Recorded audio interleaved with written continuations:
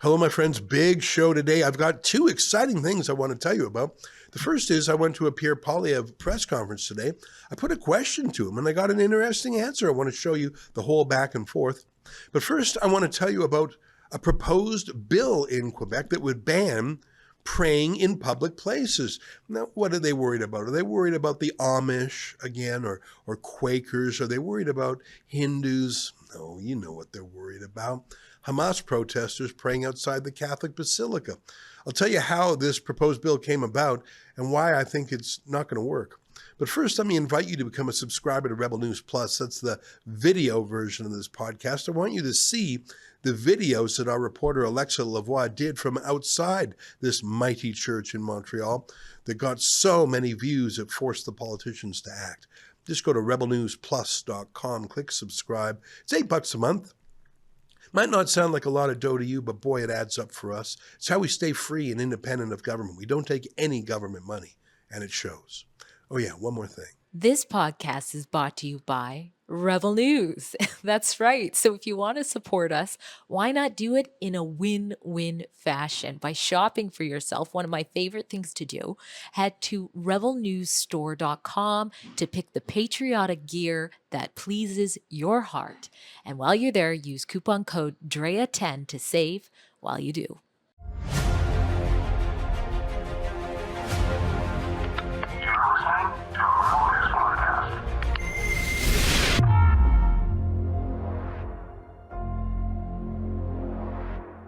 Tonight, our coverage of Hamas protests outside of Quebec Church shamed that province into action, but is it the right action?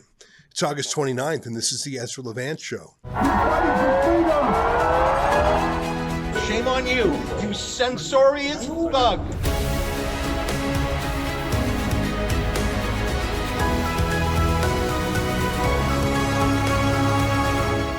Hey, I want to talk to you about what's happening in Quebec, and I think it's really a direct result of our news coverage there by our star in Montreal, Alexa Lavoie. But please do stick around after that, because I had a question that I put to Pierre Poilievre today at a news conference, and I thought the question was interesting, if I may say so myself, and the answer was interesting too. So please stick around for that. I know you would anyways. But I want to talk to you about Quebec, and it's an interesting place, and we really didn't do a lot of work there as Rebel News until a couple of years ago when we hired Alexa Lavoie. She's got to be one of the bravest journalists at Rebel News. It is such an uphill battle to fight for freedom in Quebec, but she does it so courageously in English and in French. I think she's really made a difference. In fact, I know she does. That's what today's story is about. Quebec, especially Montreal, I think has a worse media culture than even the rest of Canada, than even Toronto or Ottawa, if you can believe it. I think the media there are more obedient to power. They're more clubby and cliquey. It's a smaller pond. We saw this during COVID times when we sent our journalists to Montreal to do journalism during the curfew at night. You might remember that Quebec actually brought in a curfew for adults. Whether you were sick or healthy, whether you were jabbed or not, you had to be at home by 10 p.m. Now, there was an exemption for journalists, bizarrely. So we took that exemption and we went on the streets and we were the only journalists who did that. Not a single other Montreal journalist had any curiosity or had any non-conformity saying, well, let me go out and see what it's like. Like, they were just so obedient. It was so weird.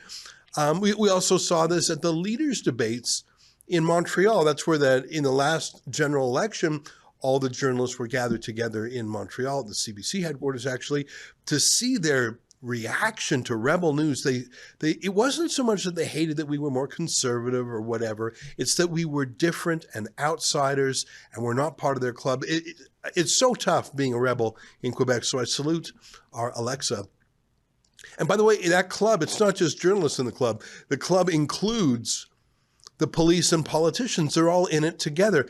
Our reporters have been threatened by police. Here they are threatening Alexa just a couple weeks ago, threatening her with arrest just for doing journalism. Je t'ordonne de circuler parce qu'en ce moment, si Ça, on t'a arrêté pour entendre. Entendre de quoi? Pour Pour avoir fait mon travail de journaliste? Il est 17h28, t'es averti formellement. Si tu continues à créer la situation, ça va être une affaire. Quelle situation? Parce que je fais mon travail de journaliste. T'as pas le droit de me toucher. T'as pas le droit de me toucher. C'est un ordre, sinon je serais pas entrave. Fait que là, je vais te demander de circuler. L'ordre est donné. C'est ta décision à partir de maintenant. Sérieusement, on se voit en cours. Je veux avoir ton badge number. Il y a un arrêt pour ça, madame. Il y a un arrêt. Je veux avoir ton badge number. 7737. Toi aussi. 5169. Votre nom, c'est? Cyber. Vous? À l'air. Alors? Vous? Secto. Allez, allez. Non, parce qu'on va te voir en cours, monsieur. Savez-vous que je suis en cours contre vous? Pour avoir refusé de nous protéger. D'avoir refusé de nous protéger, vous avez juste... Ben, en ce moment, j'ai le droit d'être ici. C'est un lieu public.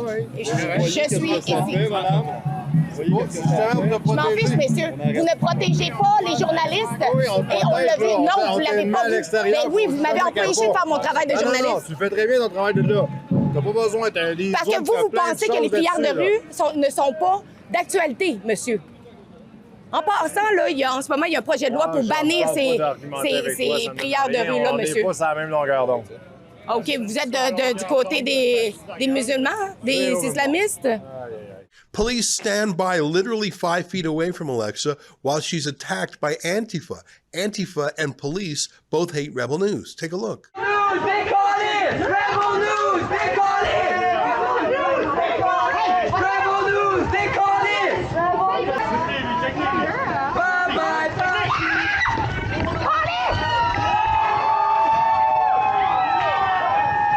Puis la police, ça fait rien!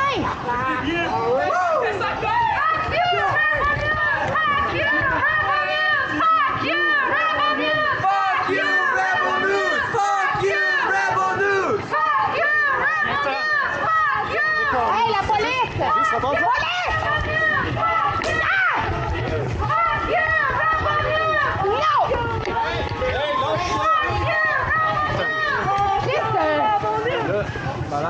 Là, sérieusement, vous avez peur de quoi? Regardez, là! Je comprends pas le message. Qu'est-ce que vous comprenez pas? Là, ils ont de la peinture. Regarde, là, ils sont en train de s'en aller dans le campagne. Look at the police, okay? I just said aggressive. And I mentioned when we went there during COVID, the police tried to raid our houseboat. We had rented a houseboat Airbnb because we had 17 rebels there, and that was a cheaper option than getting 17 hotel rooms. The police tried to raid our place. That turned into quite a big thing. Remember that?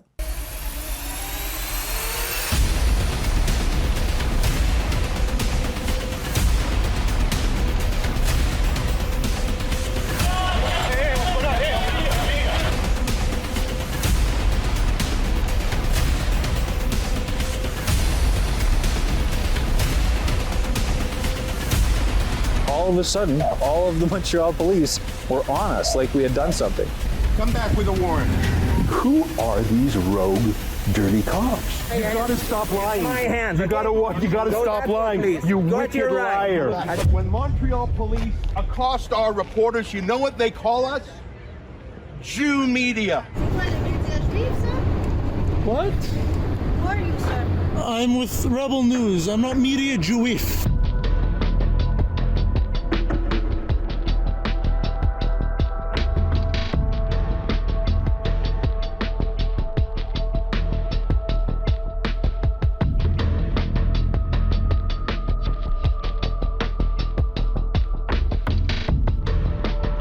Smashed my head on the police SUV.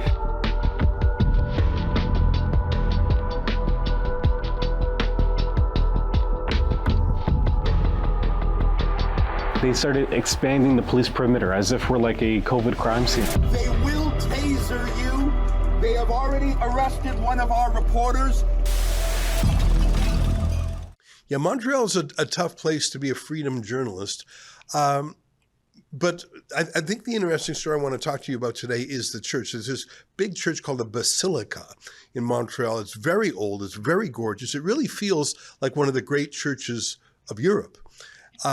There's a real Catholic history, of course, to Quebec, and that was one of the essential challenges between French Canada and British North America. And when the Brits finally won that war in the Battle of the Plains of Abraham, I think it was at 1763, part of the deal of Canada was that Quebecers got to keep their Catholic traditions, their churches, their schools. It was actually a remarkable deal that to preserve their civil rights as far back as almost 300 years ago. That really is quite an accomplishment when you think about it. But of course, those are not the ascendant demographics now. Depending on whose math you look at, Montreal is more than 10% Muslim. And of course, many Muslims are freedom-loving Muslims who are just glad to get away from Sharia law, but unfortunately, many agitators are Islamists, do support Hamas, and there's no denying it. Tens of thousands of people have marched in support of terrorism. So that's really affected the whole province and even the whole country. As Melanie Joly, the former foreign minister, said, it's the demographics. If you want to know why she's pro-Hamas, she told Tom Mulcair, another politician, it's the demographics of her own riding. She's not talking about the Greeks or the Italians or the Jews. She is talking about Islam. And it's very interesting because the city of Montreal was sued for actually over $100 million by protesters who said that the government was too harsh on minorities and Palestinians and Muslims and pro-Hamas supporters. And the city confessed. They basically threw the trial. So it was basically laundering tens of millions of taxpayers' dollars from the city to these racial activist groups, which was a huge payment to them. But it was also a message to the police, do not stop the pro-Hamas protesters. It was an incredible thing that has not been reported on, that I've seen in English Canada. Let me say that again. A bunch of pro-Hamas protesters sued the government of Montreal, which basically settled, like they admitted. They said, you're right, we were racist. Whoa, I guess we have to send tens of millions of dollars to all the radical activists in the city. Gee, that worked out well. It's basically money laundering from the city to these activists. So they don't want to hear the other point of view. They don't want to hear the pro-Canada point of view. They don't want to hear the anti-Hamas point of view. They don't want to hear the freedom point of view. They didn't want to hear the point of view that was COVID skeptical. And so they ignore these stories. Like I said, when we went out there to talk about the curfew, there were no other reporters on the street. In fact, police were shocked to encounter us. They said they had never seen another reporter cover it, like ever. And I think these Hamas protests that have taken over the streets of Montreal, just as they've done in Ottawa and Toronto, the mainstream media does not report on them. And if they're forced in some way to report on them, they support them. They whitewash the terrible things that are said. But that's what's so interesting about the decision by the pro-Hamas protesters to target the most glorious church in the city, the Great Montreal Basilica, to target it for their pro-Hamas protests, and then to do something so astonishing, so much chutzpah, is to have a mass prayer. These are Hamas protesters right outside the Montreal Basilica. And who covered that? That was going on week after week. And there were no mainstream media journalists there except our friend Alexa Lavoie and her videographer Guillaume Roy. Let me play for you. I'm not going to play the whole thing because it's quite long, but let me play a couple of minutes for you from one of Alexa's many videos down there. This one got more than 300,000 views on YouTube alone. I tell you, Alexa's coverage on this and other occasions outside the Basilica was seen by millions of Montrealers and Quebecers. Even if no one from the Montreal Gazette or other official media were there, they watched Alexa do it. Here, just watch a little bit.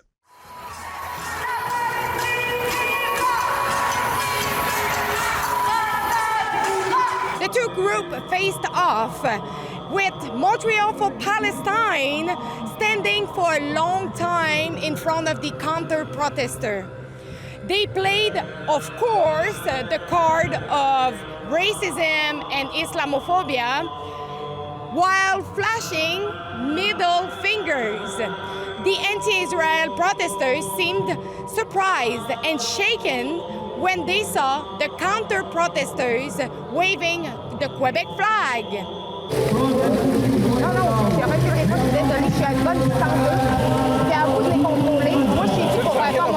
Non, vous me touchez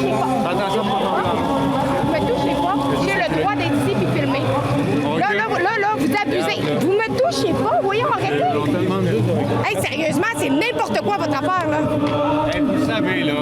Vous savez, vous connaissez la ligne, là. On vous demande de pas franchir. Est-ce que vous avez fait une barricade? On la sort du périmètre. Je suis désolée. Non, je suis journaliste et j'ai le droit.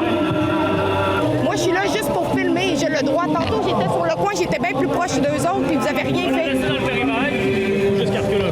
Okay? Mais je suis correct ici, vous avez fait un périmètre. Madame, juste l'autre côté avec vos collègues, on vous a laissé une zone. J'ai pas un collègue. Touchez-moi pas, vous n'avez pas le droit de me toucher. Arrêtez de me toucher. Arrêtez, vous m'agressez quand non, vous touchez. Non, on vous agresse pas, on veut discuter avec vous. Arrêtez, vous venez de vous demander.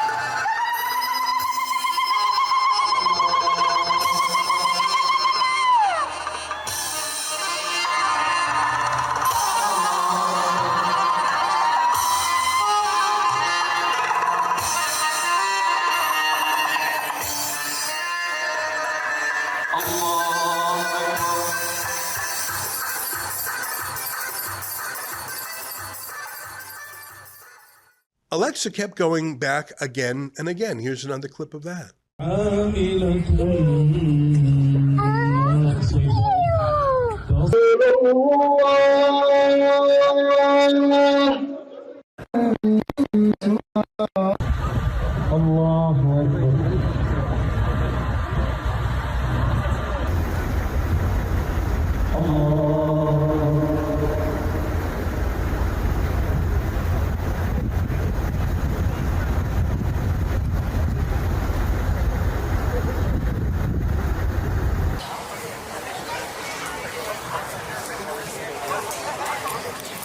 Not touch me, not touch me.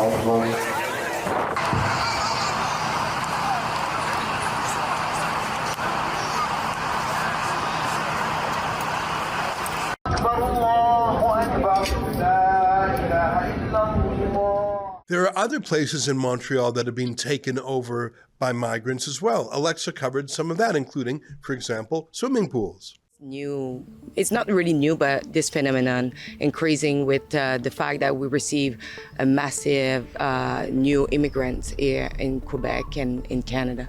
I wouldn't say so. I don't think there's a correlation between race and like that movement, no. Mais je sais qu'en Europe, ça fait depuis des décennies que ça existe, ce problème-là. C'est important de dire non. Le Québec puis le Canada, c'est une culture très ouverte, mais il y a des choses qu'il faut dire non. C'est pas raciste de dire non à certaines choses, puis moi, j'aimerais ça que les féministes, les vrais féministes, ils disent assez à ça. Tu sais, eux, ils ont un double standard où on dirait, tu sais, c'est comme, oh non, on peut pas trop chialer contre ça parce que c'est raciste. De ne pas avoir peur de dénoncer.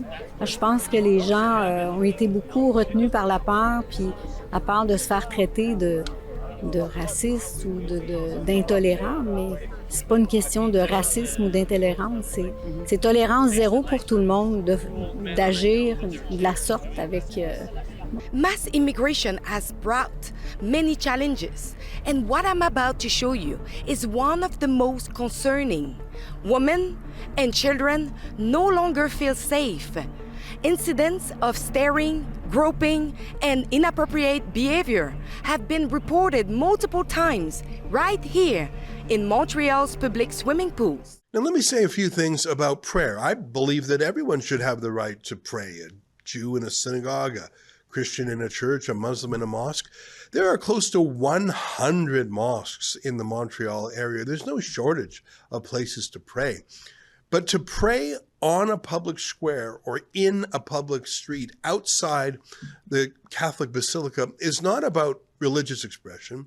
It's about power. It's about dominance. It's about taking over territory, dominating public places, and violating any number of rules against public gatherings without a permit, blocking the street, blocking the sidewalk, and basically daring the police to push them away, lest they get hit with another multi-million-dollar lawsuit. This is about changing the feeling about who's in control. The police are no longer in control. The politicians are not. The Hamas street mob is. By the way, they do the same thing in Toronto all the time. In fact, when David Menzies was simply on the street reporting on one of these street prayers, which, you know, it's a fake thing. They just say it's a prayer because they want to give themselves a kind of political bulletproof armor. It was David who was arrested just for standing there. Remember that?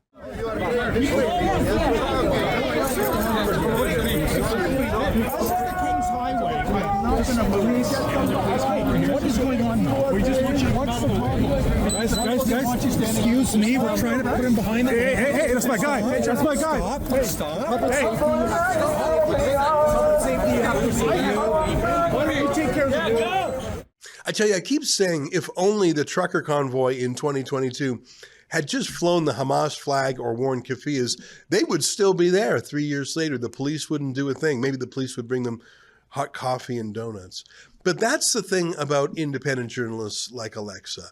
Just because the CBC and Le Devoir and La Presse and the Gazette don't cover something as astonishing as Hamas protesters outside a Catholic basilica. I mean, by the way, I hope it doesn't get burnt like the Notre Dame Cathedral in Paris. And if it does, God forbid, may it never happen.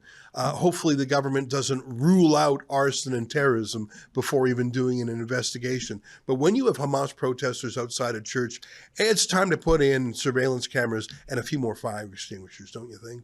Anyways, who cares about the regime media? Because between all of Alexa's videos on the subject, millions of views were seen by Quebecers about what was going on in English and in French. And so it was that Quebec actually ran out of patience with the Hamas protesters. They didn't quite have the courage to say it, but it was Alexa's coverage. That's not just my opinion. Other public personalities in Quebec, like Dimitri Soudis and Eric Duhem, the leader of the Conservative Party in Quebec, noted in tweets that it was Alexa Lavoie's work which raised the issue. The information got out. And even though Quebec is further down the road of political correctness than pretty much anywhere else in Canada, other than Mississauga or Hamassasaga, as I call it now. Remember that girl with the AK-47 earrings? Hamas is not a terrorist group. Oh, it isn't, ma'am. First of all, Hamas is not a terrorist group. Hamas is not a terrorist group. What is it, like a motorcycle club? It is a resistance that has been fuming for 75 years of colonialism, of occupation, of murder, of rape, of little children, of women. That's what they are. They are resistance. Do you think Canada is a colonialist country too? Everything that they do is justified. Including what happened last week? Every single thing they have done is justified. Yeah, so even though the rest of the media doesn't want to talk about it, and polite society doesn't want to talk about it, and the demographics say you don't want to talk about it, Alexa Lavoie allowed Montrealers to talk about it. And so look at the news in the newspapers today. Here's the CBC. Their headline, Quebec plans to table bill banning prayer in public. The proliferation of street prayer is a serious and sensitive issue, minister says. Let me read a little bit from the story. The Quebec government intends to present a bill banning prayer in public. Secularism Minister Jean-François Roberge said in a statement Thursday that, quote, the proliferation of street prayer is a serious and sensitive issue. The Premier of Quebec has given me the mandate to strengthen secularism, and I am determined to fulfill this mandate diligently, he said.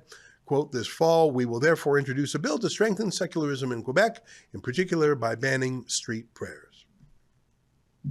But my friends, this is a second-degree solution to the problem, an indirect solution aimed at an indirect manifestation of the problem. What I mean by that is the problem is actually not all that praying in the streets. I mean, that is a problem, yeah, but the problem is that's more a symptom than the problem. Do you know what I'm getting at? The problem are the people themselves. They're Islamist. I'm using that word differently than Muslim. A Muslim is someone who follows the Islamic faith.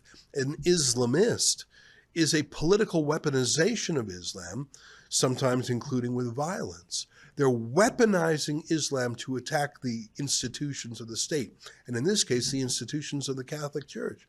Not all Muslims do. You could see in Alexa's coverage, many of the counter-protesters against Hamas were actually secular Muslims who hate the Islamists. The problem is not the prayer outside the basilica. That's a symptom. The problem is mass immigration. The problem is no integration into Canada or Quebec. The problem is they were told they could keep their foreign ways, including being un-Canadian and bringing their old bigotries with them, bigotry against the Jews, bigotry against the Christians. If you bring in 2 million people a year, every year to Canada, which is what Trudeau and Carney have been doing, you're not going to be able to solve this problem by going after secondary issues like, whether it's halal butchers or praying on the street. You're not going to be able to stop it.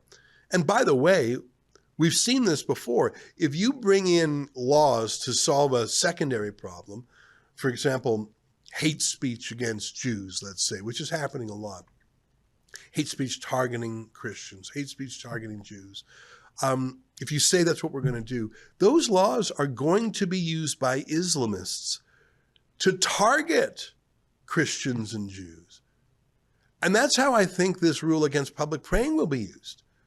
There are occasional Jewish and Catholic parades in Montreal. I can't think of a Jewish parade, but I'm sure there is occasional praying in a park or something. I don't know.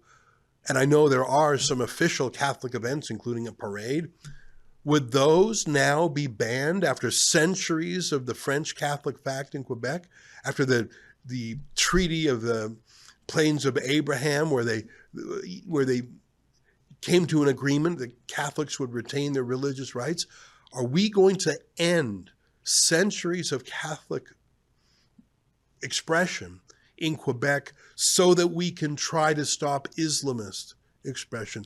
How about deal with the Islamists themselves instead of trying to put a Band-Aid on one of the problems caused by them? There is no other group that is causing this problem, that's going outside the basilica, regularly disrupting the public on purpose.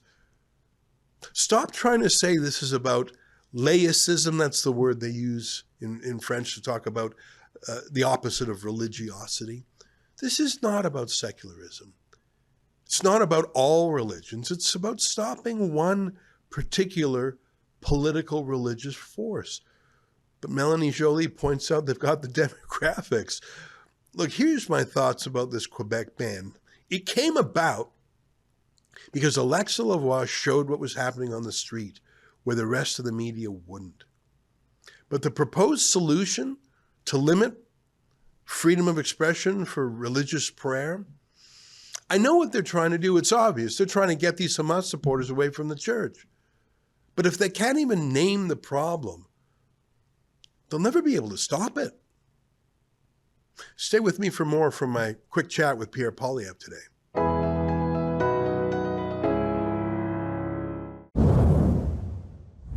Ezra Levant for Rebel News. I'm in Brampton, Ontario at a Pierre Poilievre news conference where he's going to roll out his ideas for a castle law. You know what that means. A man's home is his castle. There's been headlines recently about a man from Lindsay, Ontario named Jeremy McDonald who was asleep in his home at 3 a.m. when a serial criminal out on bail broke in with a crossbow.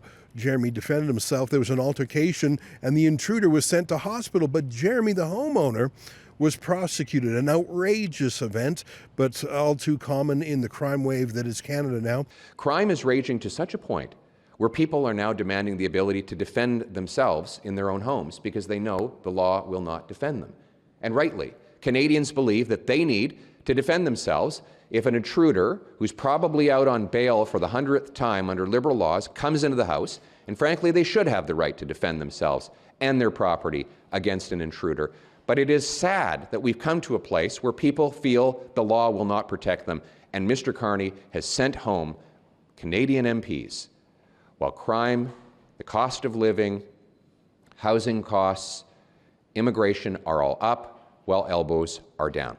Crime's out of control across Canada, and it's no surprise. There's a combination of things. Mass immigration from low-trust societies is part of it, but I think the anti-police ideology of big city mayors is another part of it. Finally, I think police are afraid if they do the wrong thing, if they overreact, they'll be the ones on trial. I think police have pretty much been ordered to stand down. Trouble is, they were what was standing between crime and citizens. Crime has skyrocketed, so much so that Canada now has a higher violent crime rate than the United States, with the exception of murder itself. Those are shocking statistics that a generation ago no one would have believed. I think an emblem of where we are now was that Toronto police officer who a few months back gave advice to people who didn't want home invasion robberies and said, just keep your key fob near the front door so that the home invaders don't have to go rummaging around your house. Remember when he said that? Take a look. To prevent the possibility of being attacked in your home, leave your fobs at your front door, because they're breaking into your home to steal your car. They don't want anything else. A lot of them that they're arresting have guns on them, and they're not toy guns, they're real guns. They're loaded. Yeah, well, ordinary civilians are not built for fighting crime. That's the police's job. But when people do stand up for themselves and defend their homes, they are the ones who are prosecuted by police. It's as if the government is saying, we won't protect you, but you better not protect yourself. There's been a spate of home invasions, and then there was a case of Jeremy McDonald, the man from Lindsay, Ontario, who decided he wasn't going to wait around for police. He was going to save himself from a 3 a.m. home invasion. You just mentioned the incident in Lindsay, Ontario, and you posted about it on social media earlier this week. Do you think Canada needs a castle law or a castle doctrine on the books to shield homeowners from facing criminal prosecution like the gentleman in Lindsay, Ontario, for defending their loved ones and properties during a break-in? The law needs to be clear that if someone comes into your house uninvited to steal your property or harm your family, you need to be able to do whatever is necessary to stop them. Let's go listen to Pierre Poilievre and see if we can ask him a question or two. Based on the principle that your home is your castle, we're calling on the government to introduce and immediately pass the Stand on Guard law, failing which one of our party's MPs will put forward such a bill. It will amend Section 34.2 of the Criminal Code, which right now says that you can defend yourself based on 9 very complicated and vague conditions. Now look, if you're defending your house, you don't have time to think through 9 different conditions. You have one condition: to protect yourself and your kids. And it is wrong for the law, for the police, and for judges to apply a complicated, indecipherable legal doctrine against you when you were only doing what is right. Our amendment instead will change Section 34.2 of the Criminal Code to say that the use of force, including lethal force, is presumed reasonable against an individual who unlawfully enters a house and poses a threat to the safety of anyone inside. The proposed amendment is reasonable and prudent. It applies only to the unlawful entry of a home and preserves proportionality. Simply put, it means you have the right to use force to defend your home and your family against someone who threatens you and who has entered illegally. This bill will also put Canada in line with other developed civilized countries. Ireland, several Australian states, Spain, the United Kingdom, and some American states already have this principle embedded. And it will make sure that Canadians are treated right for a change. We think that our role in this Parliament is to put forward good ideas. And so my message to Mr. Carney is steal our best ideas. Work with us. Let's get it done. Let's put our country first. Who cares who gets the credit? Take our ideas so that we can reverse not only the crime and chaos Liberals have caused, but let's also take these ideas to bring the cost of living, immigration, and unemployment down. Keep our people safe. Let's put our country first. Let's once again work together, all of us from all parties, to make this a country where everyone who works hard gets a beautiful house in a safe street with good food on the table, united under our proud Canadian flag. Thank you very much. Oh, thank you. Yes, Ezra. Thanks for having me here, Ezra Levant from Rebel News. For years before marijuana was decriminalized, it was the position of police and prosecution not to charge anyone with small amounts in possession. So they didn't wait for the Parliament. I see that Mark Carney's favorite premier, Doug Ford, has said he's for the castle law. Did everyone hear about the story in Lindsay? So this criminal that's wanted by the police breaks into this guy's house. This guy gives him a beating, and this guy gets charged. And the other guy gets charged. But, something is broken. I know if someone breaks into my house or someone else's, you're going to fight for your life. This guy has a weapon. You're going to use any force you possibly can to protect your family. I'm telling you, I know everyone would. I get more calls than anyone in the country. People are done with this. They're absolutely done. They're finished. You should be able to protect your family.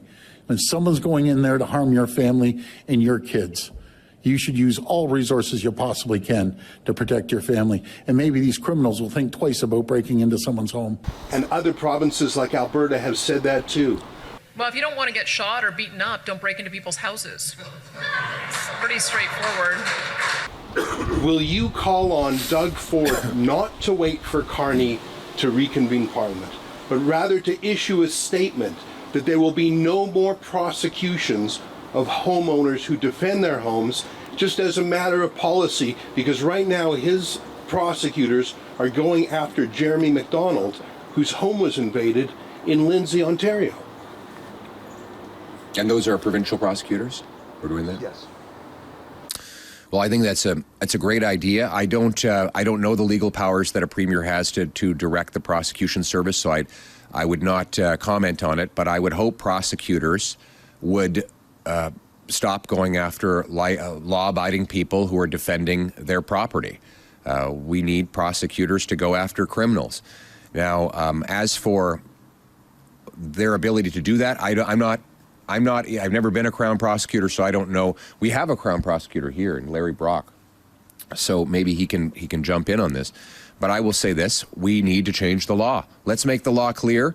Let's bring into place the idea that your home is your castle, so that no prosecutor, judge, or police officer can ever go after someone who is defending their home against an invader who presents a threat. Do you have anything to add, Larry? Prosecutor, this is the prosecutor. Thank you. Thank you, Leader.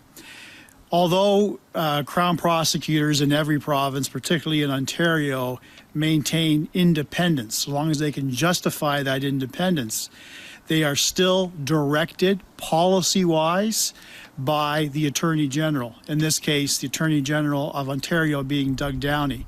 To answer your question, Mr. Levant, Mr. Downey has that ability to perhaps direct Crowns in light of what we are doing at a federal level to reflect upon the change in legislation we hope is about to come. So you were the former senior prosecutor. The law is the law, but the government can decide what the legal priorities are for prosecutions. How would it work if a province like Ontario or Alberta decided to take the lead and stop prosecuting homeowners who defend themselves? That's a legal thing. That's just a policy decision, right? Well, it is, and I spoke in response to your question in very general terms, because every case is, as you know, fact specific, right? So that's why I started by saying every assistant Crown and Crown attorney maintains a degree of independence. And that independence is free of any interference from a Crown manager, a Crown director, or in this case, all the way to the top of the chain, being the Attorney General. So long as the decision made by that Crown attorney can be justified by policy and by law. So to answer your question, given the outpouring of concern that a number of people have, a number of police unions are speaking out against this, police associations are speaking out against this, and in this case Doug Ford is speaking out against this, he has the ability to have that discussion with his minister.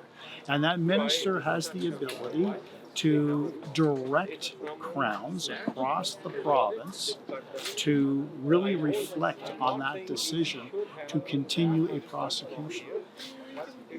I find there's a great gulf between what Premier Ford says. He says he stands in solidarity with his homeowner, but it is his domain. The prosecutors and police are within provincial jurisdiction too.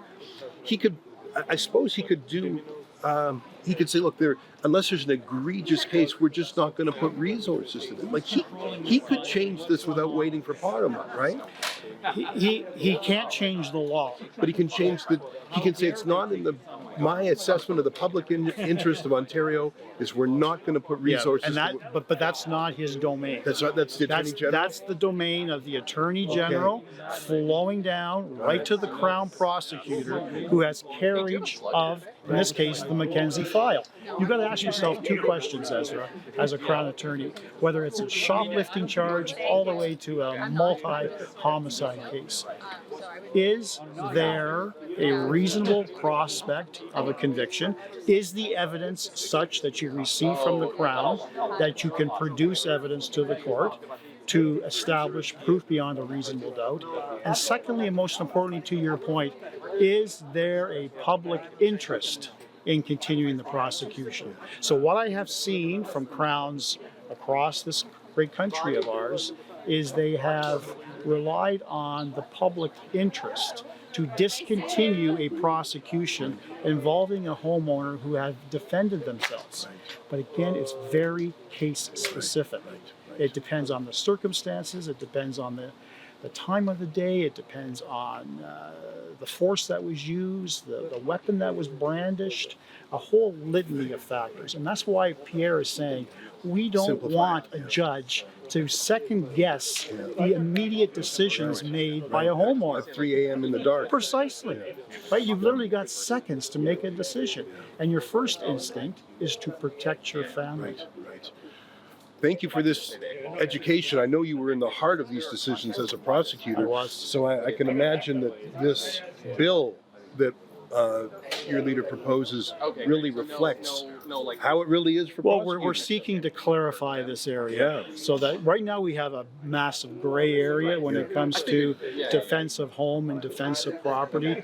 We're hoping to make it much more clear, give more confidence to police to lay a charge or not. The 9 factors could be confusing. But more importantly, I think it signals an intent by the federal government in the hopes that it deters for these individuals to commit this heinous act. Thank you very much. You're welcome. Nice to talk with you. Okay. There he is, Larry Brock, Member of Parliament for Brantford, Brant South, Six Nations. Got it. Thanks very much. That's the name of the district. Well, I'm glad Pierre Poilievre and Larry Brock are putting forward that bill to Parliament. But as you can see in my question, I don't think we actually have to wait for Parliament. Provincial premiers can make the public policy decision not to put any resources, not to prosecute or charge people for defending their homes. Remember, that's what happened with marijuana laws decades before it was legalized. Police simply did not lay charges if you had a modest amount. Maybe they'd make you throw the joint in the gutter or something. Police decided that was not in the public interest to focus on for crime fighting. And I think that Doug Ford has been talking so tough about supporting the victims of home invasions, but he's the one whose prosecutors are going after these people. So let's see what happens. But I felt like today was a good use of my time.